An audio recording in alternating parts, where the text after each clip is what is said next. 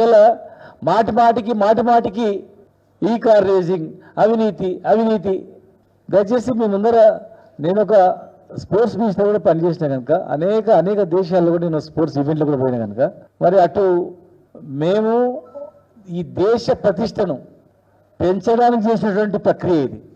వాళ్ళు వచ్చిన తర్వాత వాళ్ళు ఏమైనా స్పోర్ట్స్ ఈవెంట్ చేసిందంటే వాళ్ళు అందాల పోటీలు నిర్వహించారు. మేమేమో కార్ రేసింగ్ మేము నిర్వహించినాం మా ప్రభుత్వ హయాంలో. దానికి దీన్ని మీరు పోలిక చూడండి. అవినీతి అసలు ఎక్కడ జరిగింది? ఇచ్చిన డబ్బులన్నీ కూడా డైరెక్ట్గా బ్యాంక్ అకౌంట్లో ఇస్తాం. 40 కోట్ల రూపాయలు వాళ్ళ బ్యాంక్ అకౌంట్లో ఉన్నాయి, డబ్బులు ఉన్నాయి.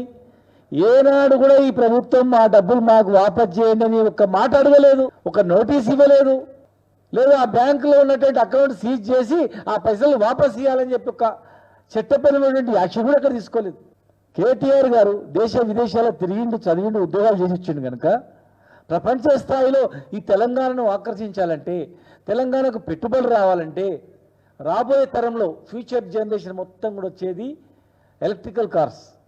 ఎందుకంటే సముద్రంలో పెట్రోలు డీజిల్ అనేది అంతరించుకుపోతూ ఉంది. ఫ్యూచర్ మొత్తం వచ్చేది ఎలక్ట్రికల్. పొల్యూషన్ పోవాలంటే, రోగాలు రాకుండా ఉండాలంటే ఎలక్ట్రికల్ కార్ అని ప్రపంచమే మొత్తం అధ్యయనం చేస్తూ ఉంది, వరల్డ్ వైడ్ మొత్తం కూడా. ఫ్యూచర్లో జరగబోయేటువంటి దానికి ఇప్పటి నుంచే మనం నాంది చేయాలి.